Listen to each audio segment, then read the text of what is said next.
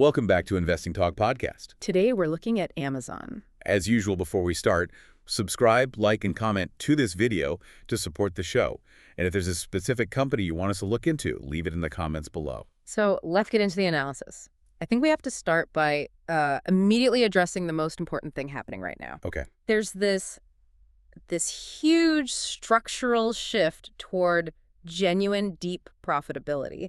And they're doing it while keeping that consistent double-digit growth. Which is the big change, right? For years, the narrative was just growth at all costs. Exactly. That narrative is, I think we can say, officially changing. Yeah, and that's the crucial setup, because when you look at the headlines, the growth looks, well, it looks as robust as we've come to expect. We saw consistent 13% year-over-year revenue growth across both Q2 and Q3 of 2025. Right.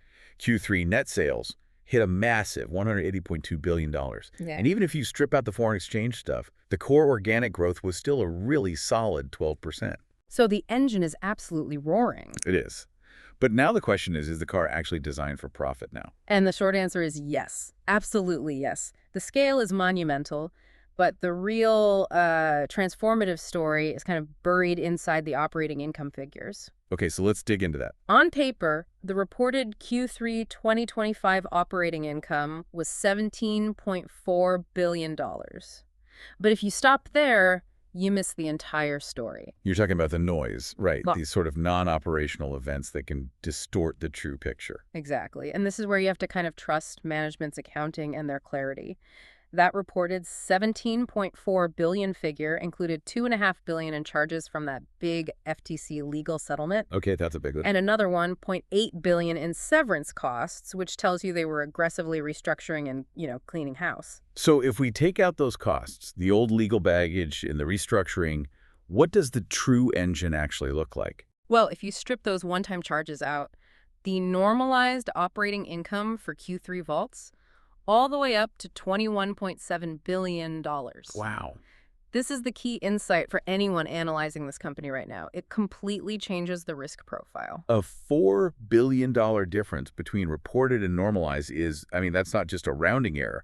That's a huge signal of underlying health that was just masked by the headlines. It is, and it tells us that operational leverage is really starting to kick in hard. It's like judging a runner's time while they're carrying a heavy backpack. Once they drop the bag, the severance and legal charges, you see their true speed, and that speed is $21.7 billion. And it connects to a trend, doesn't it? It does. That normalized Q3 figure represents an 18% sequential improvement in profitability just from Q1 2025, which came in at $18.4 billion. Yeah. So we're seeing this very clear, powerful acceleration in the margin story, not just the revenue story. And it seems like management is fully aware of this momentum, and they're confident it's going to stick, which we can see in their Q4 guidance. Precisely. Their Q4 guidance is set between $21 and $26 billion for operating income.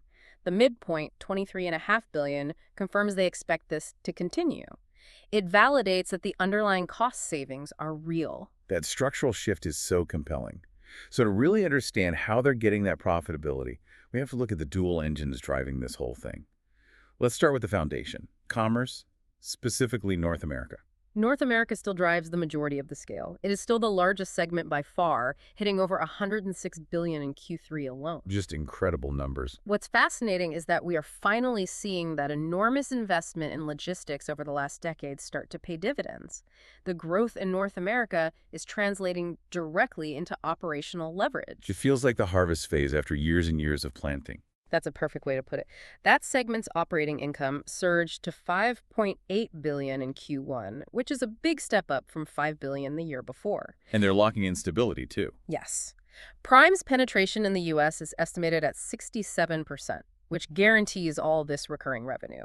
And they're actively improving efficiency through what they call logistics regionalization. Which just means moving inventory closer to the customer. Exactly. It dramatically lowers that last mile cost, which is a huge recurring margin tailwind.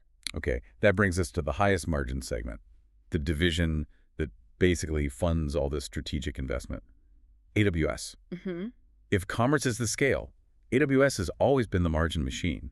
So what are the latest readings there? Well, AWS delivered a remarkably strong performance in Q3, and critically, its growth actually reaccelerated from 17% up to over 20%, Wow.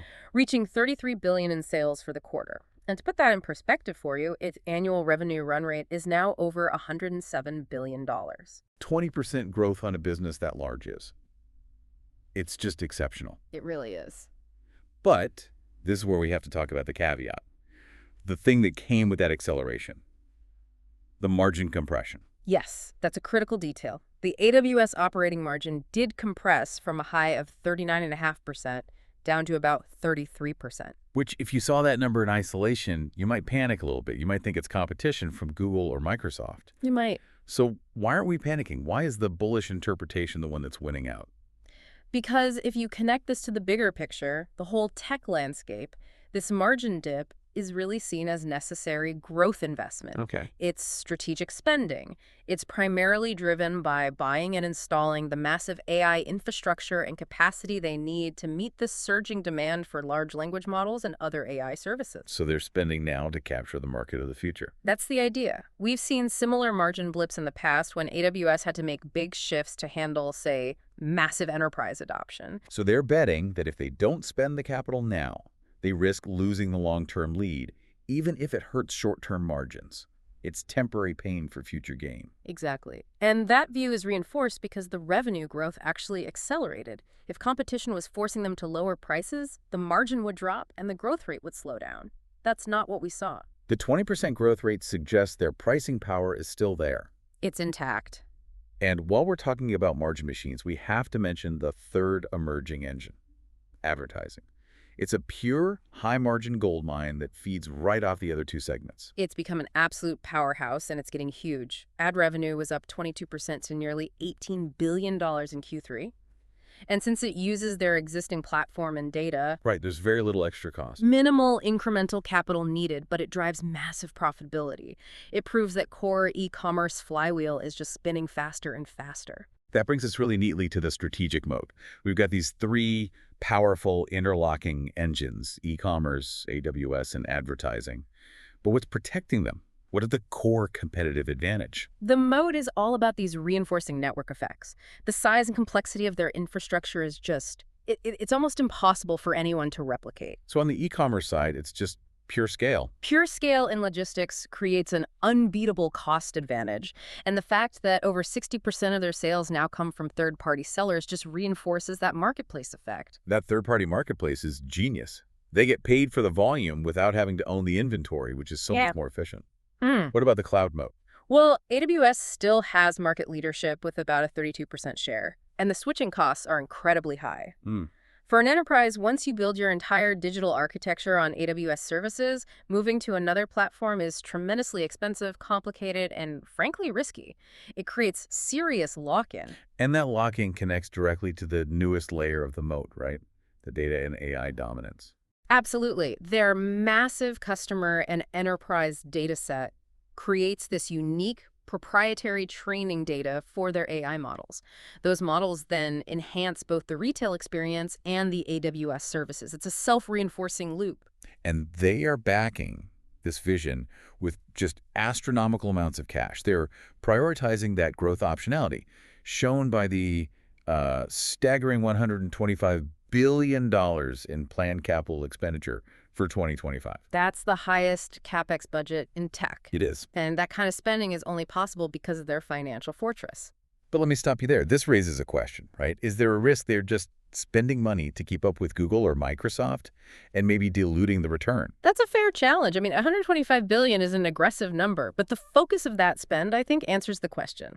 It seems laser-focused on AI infrastructure build-out. Right. They're not just spending on small efficiency gains in retail, they're building the foundational computing power for the next decade. Correct. They want to solidify their advantage in the AI race, and we already saw a major strategic win from that. The company reported a $9.5 billion pre-tax gain from their investments in Anthropic in Q3. And that's not just a nice check, right? That investment makes them a key AI infrastructure partner. It guarantees demand for AWS in the future. It does. They're not just a customer for AI, they're a fundamental infrastructure player. And their own internal AI is already paying off in the core business. Yes. Internally, the shopping assistant Rufus AI already has 250 million users, and it's linked to 60% higher purchase rates. That shows the investment translates quickly into profitable growth. So this ambitious spending is supported by what we talked about at the start, the incredible financial health of the company. How strong is the balance sheet to actually sustain this kind of spending? It's a fortress. They generated over 38 billion in free cash flow in 2024, proving the segments are generating real wealth.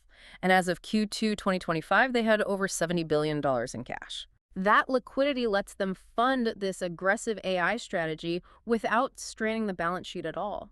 Shifting gears a little, let's look at how the market is reading this transformation. The technical momentum seems pretty unambiguously bullish based on what we just discussed.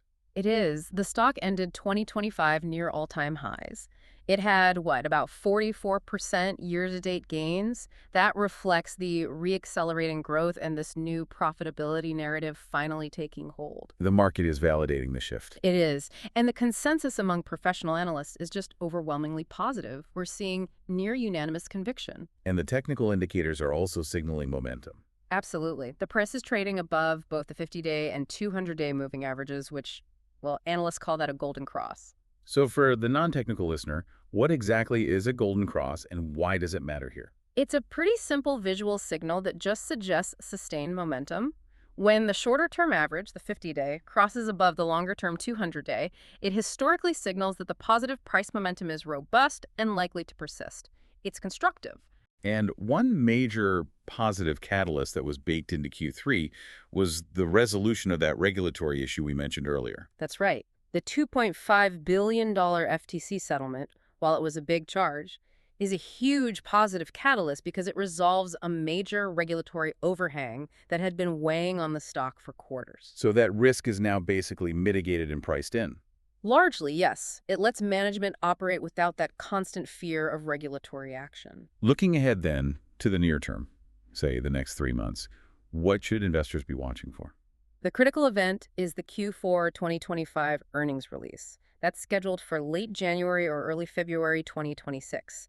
This is where management will give a crucial update on those AWS margins. Right, to confirm if that compression was temporary. Exactly. And they'll validate the 2026 guidance, which should be very strong given that normalized Q3 performance. And we're still hearing some speculative chatter too that could move the stock. Absolutely. There's always talk about Project Hyper commercialization, which would open a whole new revenue stream, and the debut of the Nova chatbot. But the earnings call is the main short-term focus.